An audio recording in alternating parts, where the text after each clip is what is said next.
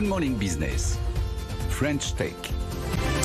Et à 6h44, c'est Yasmine Daman, une ancienne consultante de McKinsey qui a décidé de se lancer sur ce créneau très porteur, effectivement, des emballages réutilisables. Il y a une loi qui, depuis le 1er janvier, les impose au fast-food. On sait que ça ne marche pas très bien, en tout cas que les consommateurs n'ont pas tout compris et les chaînes non plus. Comment vous évangélisez-vous le marché? Quelle est votre idée? Bonjour. En effet, il y a une période transitoire indéniable. On est en train de bouleverser un vieux modèle du packaging jetable qui a été très confortable pour nous consommateurs et sur lequel la restauration rapide s'est développée. Ouais. Donc il va falloir du temps, il va falloir de la pédagogie. Nous, comment on fait ? On se sert de la tech pour pouvoir mettre en place des parcours conso simples et ludiques et faciliter la vie de nos clients restaurateurs. Donc du coup, ça marche comment? C'est-à-dire qu'il y a un traçage, on récupère la vaisselle, vous dites c'est très tech. Oui. En fait, il faut savoir que la vaisselle, elle est étiquetée de puces RFID, qui sont invisibles ou pas, hein. Enfin, il y a des écoles. Et l'idée, c'est de récolter la donnée pour pouvoir en fait orienter les choix du restaurateur. Donc, on va pouvoir identifier les pertes de la vaisselle, parce que c'est de ça dont on parle. Il y a beaucoup de consommateurs qui trouvent ça très joli, donc ils les emportent chez eux. Alors, il y a deux sources de pertes. Il y a le mauvais tri, puisque, on s'est tous posé la question de dans quelle poubelle on va mettre le packaging jetable. C'est la même chose pour la vaisselle. Ouais. Donc, il y a des erreurs inévitables. Il y a aussi des vols, parce que voilà, c'est plus joli. On se fait un petit kit à la maison. Donc, l'idée, nous, c'est d'identifier la perte, donc la localiser, la quantifier, et puis guider nos clients pour mettre en place des parcours conso incitatifs, justement pédagogiques, pour les orienter au mieux lors du retour de la vaisselle. Donc il y a une forme de gamification en fait, c'est ça? Exactement. Donc c'est quoi? On a une récompense quand on rend les couverts, c'est ça l'idée? Ça marche Donc pas. nous, on a une grosse fibre fintech, on met une solution de cashback ou de gamification en place qui est complètement intégrée au système de paiement existant. Donc ça peut être de la gamification, on appelle ça du reward. Le conso, en gros, on va lui dire si tu rends ta vaisselle et au bon endroit, tu pourras gagner des points de fidélité, un café, une glace, tout ça est personnalisable. Et par exemple, est-ce qu'on peut vérifier qu'on a bien rendu la vaisselle en scannant simplement votre puce et savoir que donc tel consommateur l'a bien rapporté? On peut lier chaque emballage à un consommateur? Exactement. Ah ouais? En fait, c'est là notre tech. Nous, on va adapter. Donc on sait qui est le voleur. Ouais. Alors oui, on n'aime pas trop dire ça. En fait, on l'identifie.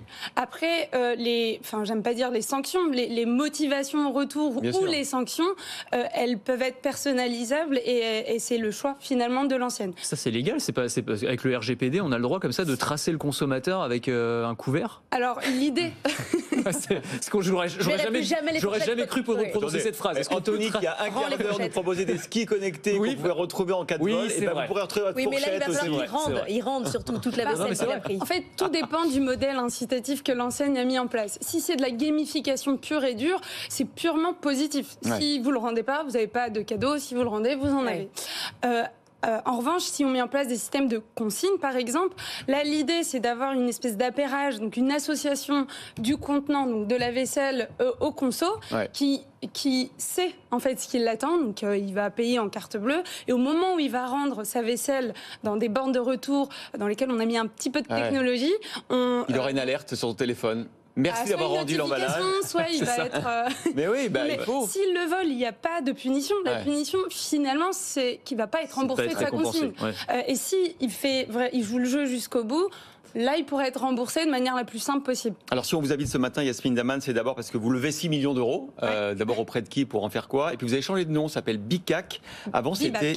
Comment? Bibag. Ah, bien, écoutez, il y a une... Est-ce qu'il faut ramener? Donc c'est Bibac. Bibac, la contraction de Bring It Back. Avant, c'était la consigne Green, non, c'est ça? La consigne Gringo, oui, on vient de changer de nom. D'accord. Donc aujourd'hui, c'est Bibac. On a levé 6 millions donc, auprès de nos historiques, Founders Future, Maïf Impact. Et aujourd'hui, on a un fonds qui s'appelle Sven, qui est majoritaire aujourd'hui et qui nous a permis de faire un gros tour de 6 millions. Vous travaillez pour Quick. On a reçu Pixo il n'y a pas très longtemps qui travaille pour McDonald's. Quick, d'ailleurs, qu'on va recevoir tout à l'heure à 7h45, qui se relance sur le marché français. C'est pareil, c'est les mêmes technologies, ou il y a une différence entre vous et Pixo? Alors nous, déjà en 2018, il n'y avait pas le DOAGEC, on évangélisait analysé le marché, on était limite des ovnis. On s'est bâti une expertise et surtout une grosse verticale tech.